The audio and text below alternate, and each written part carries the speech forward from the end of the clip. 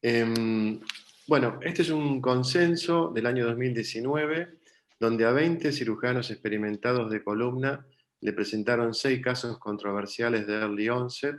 Es un cuestionario múltiple choice. Estos cirujanos tenían en promedio de 8 a 40 años de práctica en cirugía de columna y el 85% son cirujanos americanos. Y si bien el 80% tuvo consenso en cuanto a que la indicación era quirúrgica, no hubo consenso en cuanto a la estrategia de tratamiento y planificación preoperatoria. ¿Cuáles son las dificultades que nos plantea Early Onset Escoliosis? Bueno, fundamentalmente el crecimiento del tórax, lograr un adecuado crecimiento de la columna, lograr la contención de la deformidad. Muchos de estos pacientes tienen un mal stock óseo, tenemos que utilizar implantes con tamaño adecuado y las complicaciones más frecuentes que vemos pueden ser la fusión espontánea, el PGK o cifosis de unión proximal, fallas en la instrumentación y en algunos casos exposición del implante a través de la piel. Considerar antes de una fusión vertebral lo que es el crecimiento anormal de la columna. Sabemos que en los primeros 10 años realmente es un porcentaje muy importante del crecimiento de la columna y del tórax. Y fundamentalmente analizamos el crecimiento del tórax en 4 dimensiones. Promediando los 10 años tenemos prácticamente el 50% del crecimiento de la caja torácica y ya la multiplicación alveolar está prácticamente finalizada, con lo cual tenemos una capacidad pulmonar bastante importante y adecuada. Recordamos el trabajo de Carol, que tiene varios años, pero que nos grafica que necesitamos lograr un crecimiento de la columna torácica de por lo menos 18 centímetros, lo cual equivale a un funcional respiratorio de aproximadamente el 40%. ¿Cuáles son los factores pronósticos que tenemos para saber qué paciente va a ser rápidamente evolutivo y cuál no? Contamos con el Scully Score, el test de Tanner, el ángulo costo vertebral de Meta, la clasificación de Sanders y en el último año la validación del sistema POS. El Scully Score tuvo amplia difusión en el año 2009, es el test de la saliva, que es un estudio genético, pero chocó con la dificultad que la escoliosis idiopática en el niño tiene 256 marcadores y solo 53 son predictivos de evolución. Además, era de alto costo, $3.000, y estuvo orientado solamente a la población caucásica, no incluyendo población latina o oriental, con lo cual este test en la actualidad ha perdido amplia difusión. El examen, el test de Tanner, bueno, fundamentalmente en early onset correspondería al estadio 1, donde los pacientes menores de 10 años suelen no tener todavía desarrollo del vello público o del mamelón a nivel mamario. Con respecto a estudios de imágenes, bueno, el Digital Skeletal Age es un software que puede ir en el teléfono, que se apoya en el atlas de Greulich y Pyle, y esto de alguna manera después se graficó más ampliamente con la clasificación de Sanders, que analiza fundamentalmente el periodo de crecimiento rápido, el CAP, como elemento de progresión de deformidades. En early onset, fundamentalmente estaríamos hablando de Sanders 1. Con respecto al ángulo costo vertebral de Meta, fase 2 sería un indicativo de progresión de la deformidad, que es cuando supera los 20 grados, y en este último año fue validada en el sistema POS, que analiza la osificación del húmero, la cabeza humeral. Este es un estudio hecho sobre 100 radiografías que divide en 5 momentos de crecimiento. Early onset sería el estadio 1, donde vemos que la cabeza humeral resta todavía completar la osificación de la parte medial de la cabeza. En general, un estadio 1 equivale a una paciente con menarca ausente, un Sanders 1, un Reiser 0 y un cartílago triradiado abierto. Este estudio se hace fundamentalmente con estudio de imágenes EOS. Nosotros todavía en la Argentina no contamos con esta tecnología. Entonces, analizamos la clasificación, las técnicas de tratamiento y después Gabriel se va a referir a las complicaciones. Hemos utilizado históricamente la clasificación de James, Luego, en el año 1994, Dixon establece como parámetro los 5 años de edad. Deformidad que se detecta antes sería early onset, entre los 5 y los 10 años, late onset. Y ya en el año 2014, el doctor Vitale, con un prestigioso grupo de especialistas en columna, valida la clasificación de EOS, que es la que estamos utilizando actualmente. Esta clasificación analiza la edad del paciente de 0 a 10 años, la etiología congénita neuromuscular sindrómica idiopática, el valor angular de la curva en el plano coronal, con 4 grupos: grupo 1, menos de 20 grados; 2, 20-50; 3, 51-90 y 4, más de 90. Analiza el plano sagital: negativo menos de 20, neutro 20-50, positivo más de 50, y lo interesante de esta clasificación es el análisis que hace del ratio de progresión anual. Lo divide en 3 grupos: P0, 10 grados por año de progresión; P1, 10 a 20 grados por año; y P2, más de 20 grados por año. ¿Cuáles son las herramientas que contamos como cirujanos o especialistas en columna? Bueno, fundamentalmente los yesos y ortesis como primera aproximación. Hay consenso en la actualidad que estos métodos de tratamiento lo que hacen es un delay para frenar el momento de iniciar el tratamiento quirúrgico, ya que este usa en general con alta tasa de complicaciones.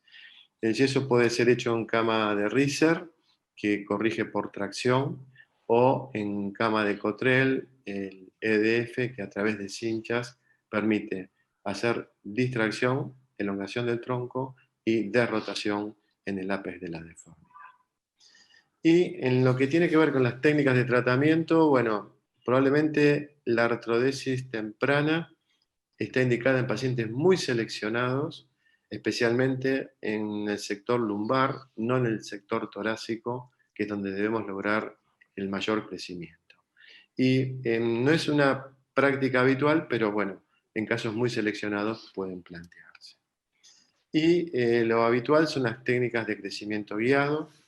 Probablemente la primera fue el Luke Trolley, que se sigue utilizando en la actualidad. A este se incorpora el Sheila, que lo que hace es la fusión del ápex de la deformidad y crecimiento guiado en los extremos, cefálico y caudal. Y las técnicas de crecimiento por extracción probablemente son las que estamos más habituados. El Growing Rod es la técnica más amigable. Hubo un avance importante a través del Vepter, mirando no solamente la columna, sino el tórax a través de malformaciones. En los últimos años, el MAGIC 2014, Aguarnia introduce el concepto, tomando la experiencia de Jean Duboset en Francia, y probablemente la técnica bipolar con el doctor Milady para pacientes neurológicos, y la técnica de SCAX en pacientes que tengan alguna alteración de caja torácica, son las técnicas que podemos contar como armamentario para el tratamiento de estas deformidades. Indudablemente que la alotracción tiene más vigencia que nunca, ya sea alocama, alosilla o deambulación, y las técnicas de modulación con grapas o tethering probablemente están más indicadas en pacientes a partir de los 10, 11 años de edad, no siendo el early onset la indicación principal. Bueno, en principio esto serían las generalidades y pasamos al doctor Rosito, que se va a referir sobre las complicaciones en early onset escoliosis.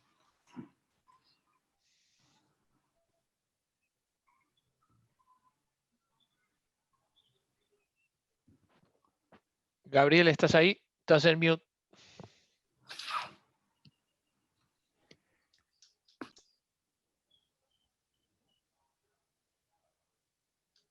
Doctor Rosito.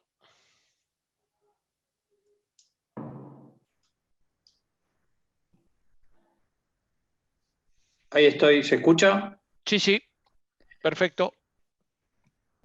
¿Se ve ahí la pantalla? ¿Se ve bien? Todavía no. ¿Ahora?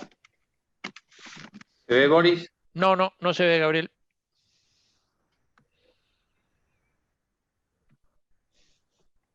No me permite compartir. Ahí está. Ahora Ahora sí. sí, ahí va. Ahora sí, ahí viene, ahí viene, ahí viene, ahí viene. ¿Ahora sí? Sí, perfecto. Bueno, muchas gracias por la invitación a la gente de Medtronic y al doctor Legarreta que organizó este curso. Bueno, a mí me toca hablar de un tema que es difícil resumir en un tiempo corto, pero bueno, vamos a hablar un poco de complicaciones en este tipo de cirugía. Sabemos muy bien que las complicaciones en este tipo de cirugía son de altísima frecuencia. Creo que es vital la planificación preoperatoria cuando uno se enfrenta a este tipo de pacientes. Es fundamental la estratificación del riesgo, evaluando la etiología, evaluando el tipo de deformidad, sobre todo el plano sagital, y el tipo de implante que uno va a decidir utilizar. Hay que seleccionar el tipo de cirugía adecuada, hay que evaluar muy bien el timing o la edad de inicio de este tipo de cirugías, considerando que más o menos el promedio de tratamiento va a ser de unos 5 años. Hay que evaluar muy bien el peso, la nutrición, la edad, la etiología, la progresión de la deformidad. Y lo más importante de todos, hay que tener un consenso familiar y advertir sobre la posibilidad de numerosas complicaciones, la numerosa posibilidad de entradas a quirófano, incluso la necesidad de entrada a cirugía no electiva es bastante frecuente en este tipo de pacientes. Si vamos a analizar las complicaciones, vamos a describir muchas para este tipo de patología. Tenemos desde complicaciones generales, trastornos psicosociales por las numerosas anestesias, trastornos de hiperactividad de los chicos por los numerosos tratamientos repetidos. Probablemente hoy con las barras magnéticas se pueda minimizar un poco estas complicaciones. A veces el no impedimento de la progresión de la deformidad, complicaciones de la biología en los extremos, algo que se hacía antes, que era la fusión de las fundaciones proximales y distales con pseudoartrosis, problemas de piel, complicaciones referentes al implante, infecciones, problemas de alineación, complicaciones neurológicas incluyendo plexopatías braquiales, trastornos de la caja torácica, trastornos del plano sagital, fusiones espontáneas o artrofibrosis, como ya vamos a describir. Vamos a ir viendo o analizando algunos de los problemas. Los problemas de piel son bastante frecuentes en este tipo de patología. Primero porque son cirugías múltiples, utilizamos por lo general la misma incisión. Son pacientes que muchas veces tienen trastornos nutricionales. Es fundamental la evaluación preoperatoria. Es importante saber que va a haber una fibrosis por las múltiples entradas a quirófano. Algunos abocan que los problemas de piel son mayores con la utilización de las barras subcutáneas. Otros dicen que la utilización de implantes costales minimizarían la incidencia de problemas de piel. Sabemos que en estos pacientes la cifosis de unión proximal y el pull-out de los implantes proximales es un problema, lo que hace que los problemas de piel sean más frecuentes. Al haber cirugías repetidas, las infecciones son importantes, pero hay algo importante a remarcar, que el implante es clave en el tratamiento y debemos evitar el retiro del implante. El retirar el implante es la última opción. Debemos optar por debridamiento y en caso de usar técnicas de dual rod, probablemente si hay un pull-out de los implantes, sacar una barra, dejar la otra y después recolocarla, pero hay que tratar de evitar el retiro de los implantes. Con respecto a las complicaciones inherentes al implante y al síndrome de unión proximal, creo que las dos cosas que uno más ve son las rupturas de las barras y la cifosis de unión, como decía el doctor Legarreta. Creo que la cifosis de unión proximal es un problema que hay que tener siempre en cuenta en estos pacientes. Hay que hipervendiar las barras a proximal, hay que mantener intactas las estructuras ligamentarias superiores al extremo proximal de la fundación. La fundación proximal debe ser en T2 o arriba, más en los pacientes que son no idiopáticos. Y hay que tener mucho cuidado con los sistemas magnéticos. Los tambores promedio tienen entre 70 y 90 milímetros. En Argentina hay solamente de 90 y cuando utilizamos este tipo de cirugía en chicos muy pequeños, sabemos que solo se puede vendear el extremo proximal. Y lo que se está viendo es que hay una redistribución de la cifosis, donde trasladamos la cifosis que debería estar entre T5 y T12 a T2 y T5, con mayor incidencia de síndrome de unión proximal. Un tema técnico importante es colocar los tándems en la unión toracolumbar, evitar instrumentaciones cortas, eso es otro punto que hay que remarcar. Usar el halo gravitacional para curvas graves y sifóticas para estresar lo menos posible los implantes en los extremos. Y algunos autores como el doctor Skaggs nos dicen que los implantes costales tendrían menos incidencia de síndrome de unión proximal. Con respecto a las complicaciones neurológicas, son raras, pero existen, y el consejo es usar monitoreo neurológico para todos los casos, incluso cuando uno hace las distracciones. Se presentan por lo general en deformidades graves, no idiopáticas, rígidas y sifóticas. Técnicamente es aconsejable evitar la sobredistracción, evitar la corrección excesiva, saber qué es la corrección mayor uno lo va a lograr en el procedimiento inicial y es difícil lograr mayores correcciones en los demás procedimientos.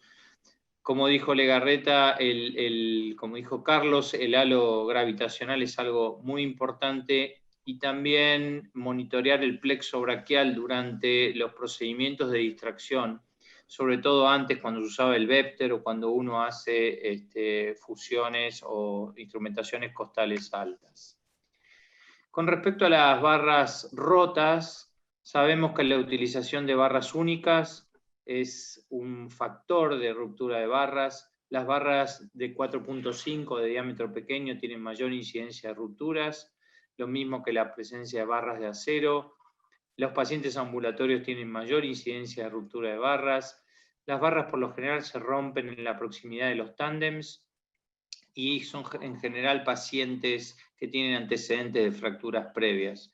Lo mismo nos dice el doctor Skaggs, que utiliza los implantes costales casi siempre, que ellos tendrían menos incidencia de ruptura de barras. Acá vemos un caso que operamos en el hospital hace muchísimos años, ahí vemos inicio del tratamiento a los 4 años, a los 7 años vemos un recambio de instrumentación a nivel proximal y una ruptura de barra a los 9 años. Creo mostrar este caso como para resumir todo lo que probablemente no se debería hacer o todos los factores que probablemente uno va a encontrar para tener complicaciones. Esta es la historia de una chica de 3.8 años de edad con 13 kilos de peso, que se operó hace muchos años, que presentaba una desnutrición, como vemos ahí en la imagen, y a los 4 años presentaba una curva grave, con 90 grados de curva toracolumbar y con un plano sagital hiperpsicofótico bastante reductible en las placas en tracción a 50 grados. Ahí vemos la tomografía computada, donde no se ve ninguna malformación congénita, no se ve ningún cuadro sindrómico ni nada neuromuscular. En ese momento, en el 2008, se trabajó con un sistema que era costo vertebral con una barra una Unirod. Vemos lo que se le hizo en ese año, un autor francés que vino al hospital a trabajar con este tipo de implante. Fíjense, una cirugía, barra única, comenzamos un sistema de distracción con un paciente a una edad muy temprana, una instrumentación costo-espinal, un nivel de anclaje muy corto a nivel proximal, y ya vemos en el postoperatorio inmediato que era predecible lo que iba a pasar, con un síndrome de unión proximal, con un PJK al mes postoperatorio y un pull-out de los ganchos.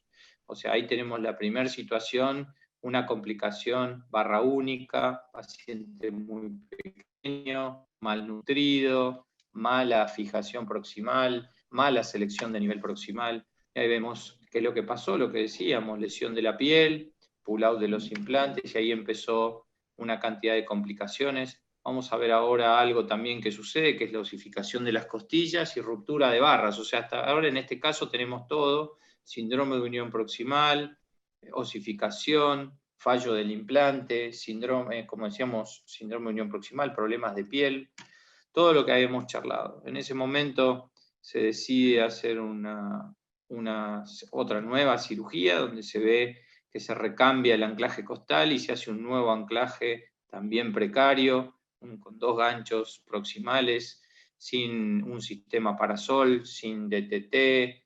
Por supuesto, también vuelve a pasar lo mismo, se sueltan los ganchos, nuevo fracaso en la instrumentación, más cirugía de revisión, exposición del implante, infección.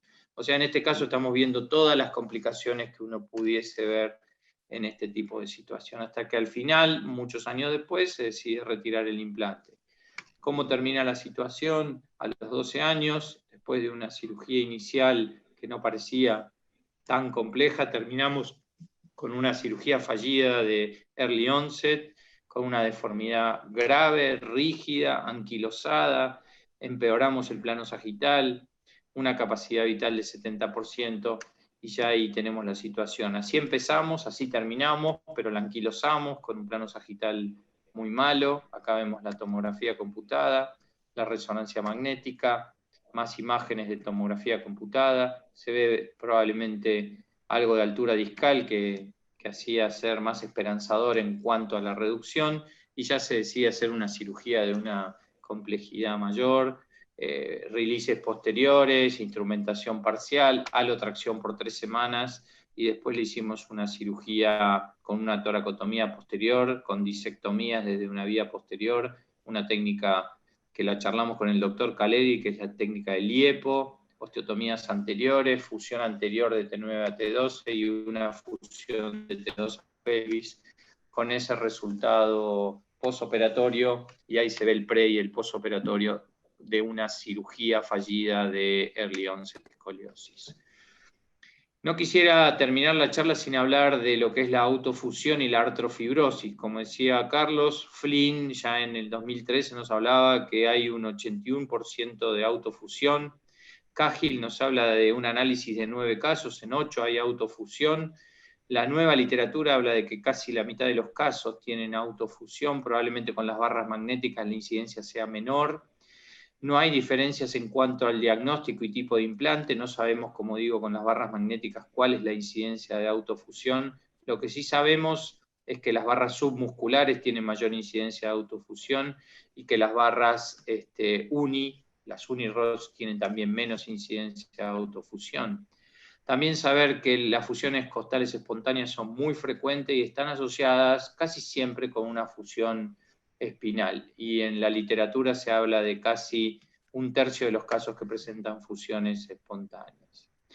Con respecto a la autofusión, ¿cómo prevenir? Probablemente las barras subcutáneas sean mejores, las barras magnéticas seguro sean mejores, las barras uni sean mejores, los implantes costales probablemente tendrían menos incidencia de autofusión.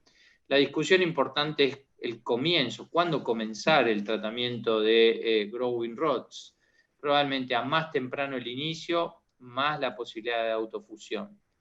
Es importante la charla que probablemente sea discutir en las aulas, es cuándo comenzar el tratamiento de early onset. Probablemente hay que demorarle lo más posible y uno debería calcular en la mente que uno tiene 5 años probablemente de promedio de tratamiento. O sea, cuanto más tarde uno lo empiece mejor, y probablemente los únicos predictores que a uno le indiquen que hay que empezar rápido son las deformidades de la pared torácica y las hipercifosis. No me gustaría dejar de pasar qué pasa cuando termina la maduración esquelética. Tenemos que saber que la cirugía de fusión definitiva luego de un tratamiento de early onset presenta muchísimas más complicaciones que la cirugía de escoliosis idiopática habitual. Hay mayor incidencia de desbalances, de infecciones. Sabemos que nos vamos a encontrar con pacientes que la mayoría están autofusionados. Las correcciones son mucho más limitadas. Se habla de un promedio de 44%. Se habla de un promedio que la mayoría de estos pacientes necesitan osteotomías de columna posterior 6 o 7. Hay muchas más chances de problemas neurológicos o cambios del monitoreo durante el procedimiento, y hay muchas más chances de reoperaciones. O sea, hay que saber también que la cirugía de fusión definitiva luego de una cirugía de early onset presenta muchas más complicaciones de lo habitual. Como vemos en este paciente, que lo recibimos a los 5 años, en el 2012, la curva se veía progresiva en el 2013, resonancia magnética normal. Bueno, acá pusimos el cuadro para clasificarla. En ese momento se decidió hacerle una cirugía habitual, tornillos pediculares, protección con una conexión transversal, colocando los tándems en la unión tóracolumbar, usar tracción intraoperatoria, lograr la mayor corrección en el primer momento. Ahí vemos el seguimiento 2014, 2015, un alargamiento cada año. Ahí vemos hasta el 2015 se veía que progresaba a pesar de los alargamientos. En el 2016 nos encontramos con una descompensación coronal, le hacemos una tomografía y se evidenciaba un fallo de la fundación a nivel proximal con aflojamiento de los tornillos pediculares. Se decide hacer una revisión, una colocación de más implantes a nivel proximal, y ya en el año 2019, a los 12 años, se presentaba esa situación.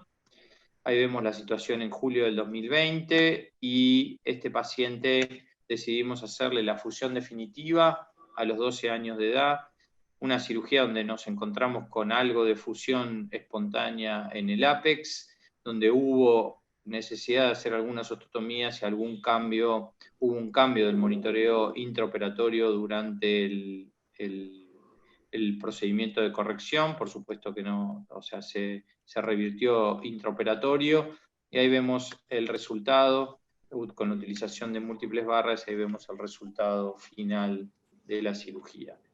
Una cosa importante con respecto a las complicaciones con las barras magnéticas: hay problemas con el vendeado, sobre todo a nivel proximal, hay mayor incidencia de síndromes de unión proximal.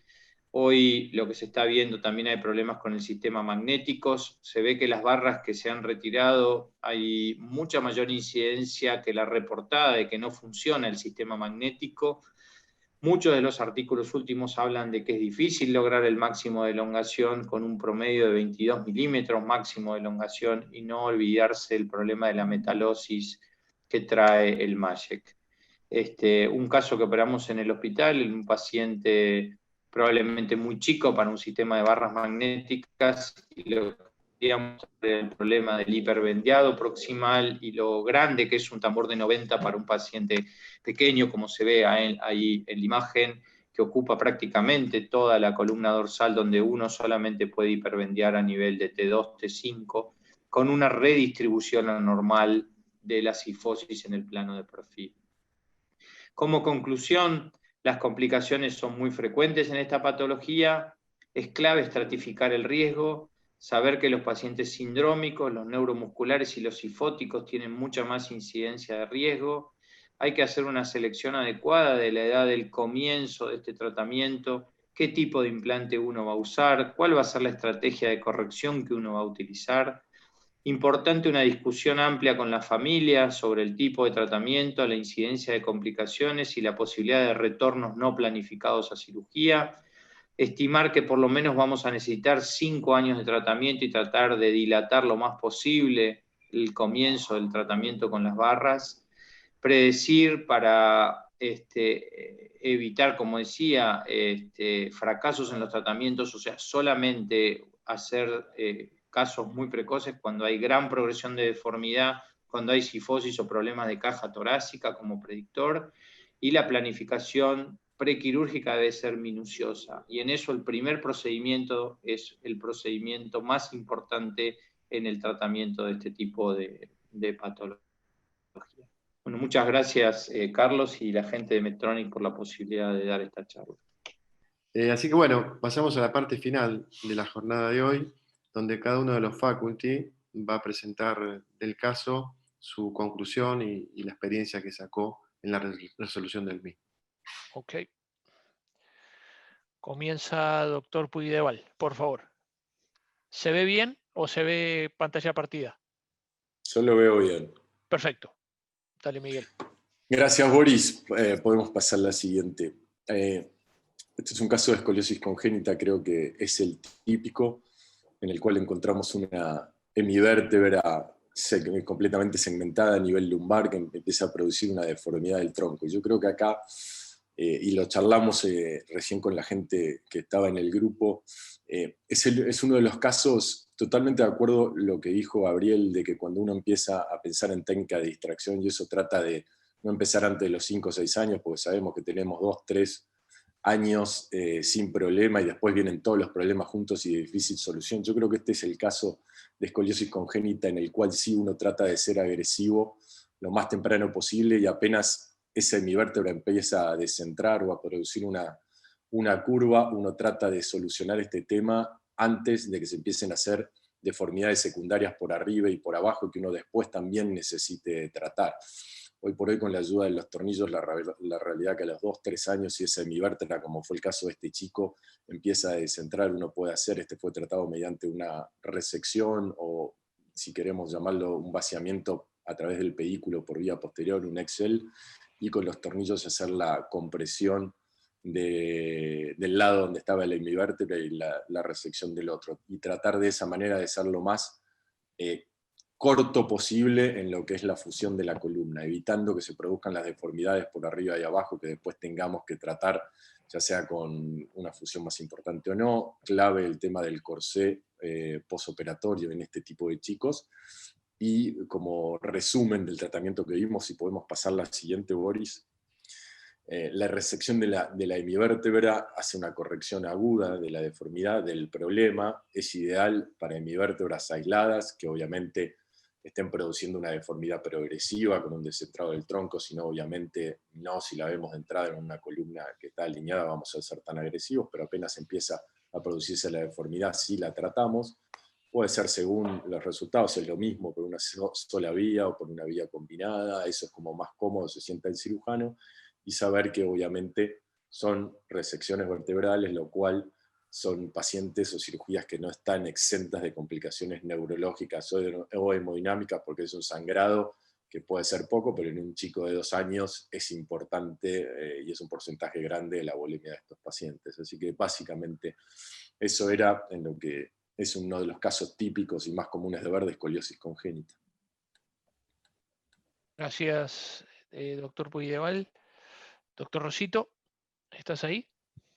Estoy acá, pero no lo presenté en mi caso, porque no tuvimos tiempo, lo presentó Alejandro Ferrer, si querés pasar al que sigue. Sí, pero contalo compacto. Bueno, lo cuento compacto, es un nene que lo recibimos a los 2 años con un puzzle, con múltiples malformaciones, con fusiones costales, hemivértebras, con una curva progresiva. Lo que decidimos al momento inicial del tratamiento, una de las pocas indicaciones del tratamiento de toracoplastía de expansión, le hicimos a los 2 años una toracoplastía de expansión. ¿Tenés la siguiente? La paso, ahí está. En ese momento los vectors que había eran de un volumen demasiado grande, así que le hicimos un sistema con ganchos costales, con una toracoplastía de expansión. Pasamos la siguiente. Tratamos de hacer, como habíamos dicho, un delay del tratamiento de distracción por la edad del paciente, y después en un segundo tiempo, cuando el paciente ya tenía 6-7 años, decidimos hacerle una cirugía híbrida con una hemipifillodesis, con una fusión apical y una barra de distracción, una barra unilateral, como vemos en el sistema. Y pasame la siguiente, y terminamos ya con la última cirugía que le hicimos este año. Ya el paciente con 10 años de edad ya le decidimos sacar el sistema costal y hicimos una nueva extracción con un recambio de implantes, y ahí vemos el resultado como está en la actualidad. Lleva ya 8 años de tratamiento y este es el resultado en la actualidad, y bueno, esperemos la maduración a ver si vamos a retirar todo el implante, si llevará una fusión definitiva baja o no. Así que bueno, esta era la presentación del caso. Los mensajes a llevar: la única indicación de toracoplastía de expansión son los síndromes torácicos, tratar de reservar el tratamiento guiado lo más tarde posible, y bueno, después la discusión de qué va a pasar con la cirugía definitiva, como aprendizaje, si uno va a tener que hacer una fusión definitiva o solamente un retiro o nada. Así que bueno, un poco ese es el aprendizaje del caso. Excelente, Gaby, un gran aprendizaje en este caso. Muchas gracias, Gaby, y pasamos a Rodrigo. Bien, perfecto. Vamos. Bueno, muchas gracias. Este es un resumen más o menos que viene asociado al tema anterior. Es una nena de 2 años de edad con una escoliosis congénita progresiva con una hipoplasia del hemitórax izquierdo y un plastrón costal bilateral, es decir, un patrón de Campbell tipo 2, la hipoplasia del hemitórax del lado izquierdo. La empezamos viendo en las fotos clínicas, eso fue a los 8 meses de edad. Ya el primer contacto con nosotros fue a los 3 meses y vemos malformaciones vertebrales en columna cervical, dorsal y lumbar. Como antecedentes patológicos y asociados era monorrena, pero con estudios genéticos dentro de parámetros normales, un cariotipo normal. Y la característica es que no tenía ningún déficit neurológico ni patología intracanal asociada. Las pautas madurativas para la edad fueron normales y un componente lordoescoliótico que fue siendo progresivo. A los 2 años de edad ven la gran descompensación que tiene en el plano coronal y el patrón de plastrón costal izquierdo dominante en el hemitórax hipoplásico. No sé si puedo pasar. Sí, ahí va. Ahí está. Bueno, planteamos, el objetivo era exactamente el mismo, tratar el tórax, que es lo importante a esta edad. Hicimos una toracoplastía de expansión con un Vector. Muy, digamos, a nuestro pesar, el implante que no creemos que no es el ideal para estos chicos de tan bajo peso. Esta chica tenía 10 kilos cuando se hizo la primera intervención, es muy voluminoso y puede producir muchas complicaciones a nivel de la herida, pero creo que el concepto de Campbell es sumamente valedero y uno lo puede asociar con otros tipos de implantes. Seguimos. A los 4 años de edad siguió progresando, ya tenía 3 distracciones, sumamos un segundo componente para mejorar el plano coronal de la escoliosis y vemos estos ganchos supralaminares a nivel del L3 y L4 y estas son las fotos clínicas. Seguimos. La nena ya con 10 años de edad, 8 procedimientos de distracción, y esto lo que quiero recalcar, las innumerables veces que hubo que reosteotomizar el callo a nivel del plastrón costal. Acá estás viendo en la foto clínica intraoperatoria la posibilidad de distracción y ya prácticamente es una coraza ósea del hemitórax del lado izquierdo. Estas son las fotos clínicas a los 10 años de edad, una nena que todavía es prepuber y con una calidad cutánea realmente muy sufrida después de 8 procedimientos. Si bien no hubo complicaciones infecciosas, las repetidas intervenciones sobre la misma área hizo que la cobertura fuera bastante pobre. Seguimos, con lo cual decidimos hacer un primer tiempo de retiro del implante, mejora de las partes blandas, y esto es el espinograma que quedó después del tratamiento de distracción. Siguiente. Y planteamos una fusión definitiva con osteotomía de columna posterior, y estas son las fotos clínicas madura esqueléticamente a 1 año y medio de posoperatorio, quedando con una capacidad vital funcional de 56% después de un tratamiento que comenzó a los 2 años de edad. Bueno, muchas gracias. Rodrigo, excelente caso, te felicito, muy bueno. Y ahora pasamos al doctor Guillermo Cal, que va a presentar su caso. Hola, buenas tardes. Hola. Buenas tardes a todos. Muchas gracias por darnos la oportunidad de estar en este curso y compartir con ustedes. Yo les voy a presentar un caso de una paciente de 5 años de edad que pesaba 12 kilos y medio, 90 centímetros, tenía broncoespasmo como antecedente de importancia, una siringo cérvico dorsal y un Chiari, con neurología normal, solo refería a tener una leve incontinencia urinaria. Esas son las fotos clínicas del paciente donde se ve tiene una sifoescoliosis grave, con una resonancia ocupada con una siringo que ocupa varios niveles y el Chiari.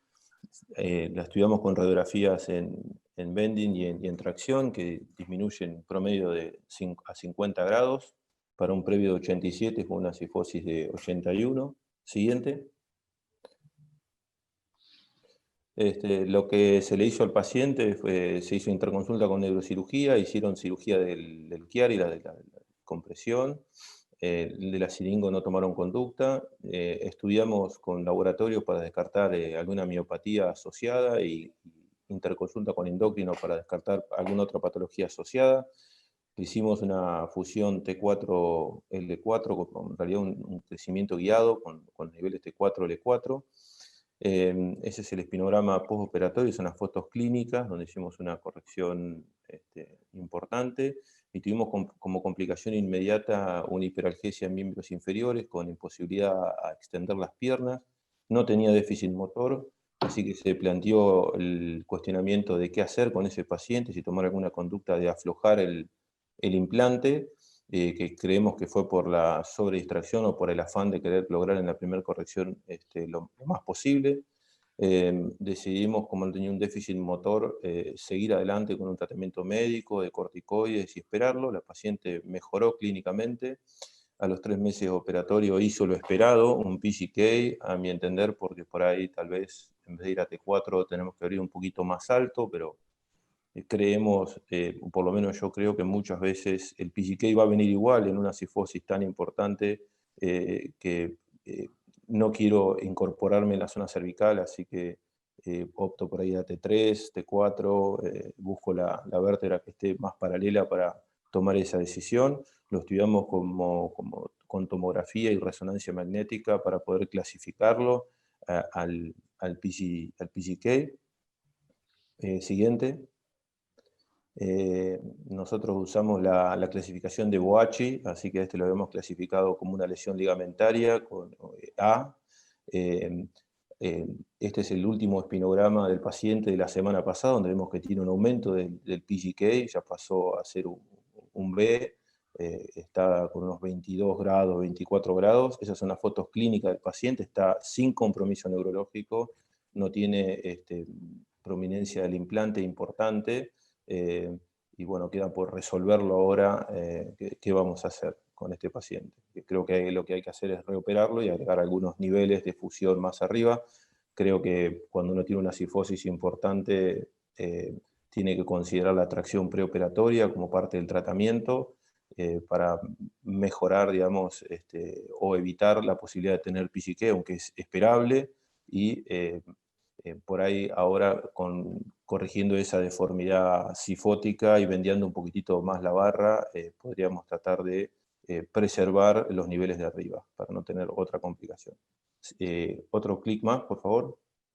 Y lo que aprendí yo en este caso, o el mensaje, es que uno tiene que tratar de no hacer una fusión definitiva hasta no tener que ya lo dijo el doctor Legarreta en su charla, la maduración alveolar y el desarrollo de la caja torácica por arriba de los 18 o 22 centímetros, considerar el desarrollo y el crecimiento de la columna y de los pulmones antes de la fusión definitiva. Nosotros usamos la clasificación de Vital, tratar de clasificarla para entender el comportamiento.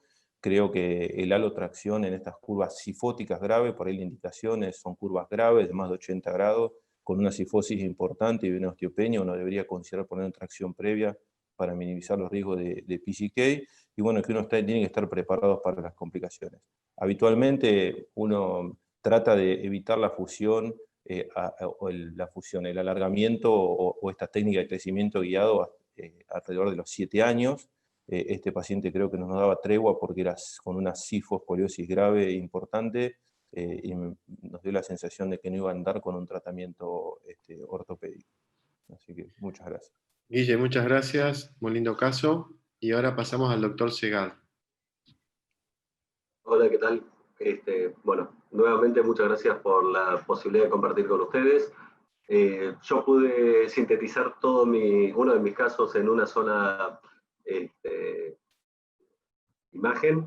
Esta es un paciente con una atrofia espinal, es un paciente AME tipo 2, que se ve esta escoliosis de 92 grados, ¿sí? Con esta cifosis de colapso. Ustedes saben que esto es una patología neuromuscular progresiva, Este paciente ya estaba con tráqueo, no suelen tolerar ni corsets, ni yesos de ninguna manera, porque ya tienen mucha limitación para respirar, por lo cual la opción para nosotros va a ser un tratamiento de crecimiento guiado y growing rods.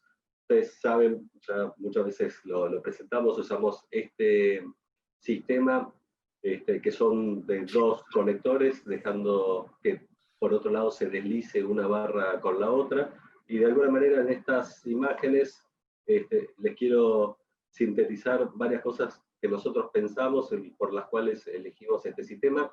Creo que es importante tener en cuenta que los pacientes con AME tienen una gran ventaja, es que son bastante flexibles, por lo cual en el postoperatorio inmediato pasamos de los 92 grados a los 5 años y 4 meses a prácticamente 16, pero también es importante este tipo de mediciones. Nosotros medimos T1, S1, y pasamos de 30 centímetros a 36 centímetros en el postoperatorio inmediato, ¿sí? Y ustedes van a ver que este paciente tiene 8 años de distracciones, ¿sí? En la presentación les fui mostrando las cosas intermedias, pero pasamos de los 36 centímetros, ¿sí?, que medía de T1 a S1 a 52 centímetros. De 34 centímetros que medía acá la barra, desde esta punta a esta, a 50 centímetros, o sea que creció 16 centímetros a expensas de la barra. Otro detalle que podemos ver es cómo en los momentos entre las distracciones hay cierto crecimiento espontáneo que permite que las barras se deslicen entre sí y que de alguna manera vaya guiando el crecimiento y no dependa exclusivamente de las distracciones. Creemos que esto, podría ayudar a evitar las fusiones espontáneas. Y por otro lado, la importancia, como dijo el doctor Rosito, de tratar de armar los conectores en el pasaje toracolumbar. Eso nos va a permitir principalmente poder es muy fácil cuando uno usa estas 2 barras, porque uno agarra y moldea la cifosis torácica y la lordosis lumbar, y esto creemos que va a ayudar a evitar complicaciones de PGK y muchas de las complicaciones. Creemos que es realmente una buena elección, un sistema bastante fácil de manejar, y bueno, tuvimos la suerte de tener este caso que nos fue muy bien. Muchas gracias. Edu, muchas gracias. Yo quiero agradecerle a todos realmente la calidad de las presentaciones, el tema de los tiempos también. Y yo voy terminando ya la sesión, simplemente presentando este trabajo, que es un trabajo de Akbarnia, año 2019, donde analiza la técnica que utilizamos con mayor frecuencia, que es el Growing Rod. Es un estudio multicéntrico de 202 pacientes, de etiología congénita, neuromuscular, sindrómica, idiopática, y al final del resultado del tratamiento observó que prácticamente corrección del punto de vista angular en el plano coronal y sagital eran más o menos similares independientemente de las patologías. Y fundamentalmente las complicaciones más frecuentes fueron infección, complicaciones relacionadas con el implante, y en pacientes neurológicos, fundamentalmente también el tema de infecciones o complicaciones respiratorias. Para terminar, bueno, quizás en el futuro está algo pendiente en lo que es la terapia genética. Hoy en día probablemente el MAGIC es el sistema que es más interesante por el hecho de evitar la cirugía secuencial y la anestesia secuencial. El ApiFix se presentó recientemente, quizás está más indicado para pacientes por encima de 10 años, y no sabemos en el follow-up alejado cuál será el resultado de este procedimiento. Y probablemente la cirugía robótica es un capítulo que seguramente va a llegar también a Early Onset Escoliosis. Como mensaje, creo que Early Onset es un verdadero desafío para el cirujano de columna, como lo presentaron todos los faculty, alta tasa de complicaciones, requiere una adecuada planificación preoperatoria, implantes de bajo perfil, y, en nuestra opinión, uno ingresa en el tórax cuando realmente hay patología de ese nivel. Y bueno, invitarlos para la semana que viene, que vamos a desarrollar el seminario de escoliosis idiopática, y nuevamente agradecerle a los faculty, agradecerle a todo el equipo de Medtronic, Boris, Mirna y Juan Ignacio, todo el apoyo y a todos ustedes por haber participado activamente en el seminario. Muchas gracias.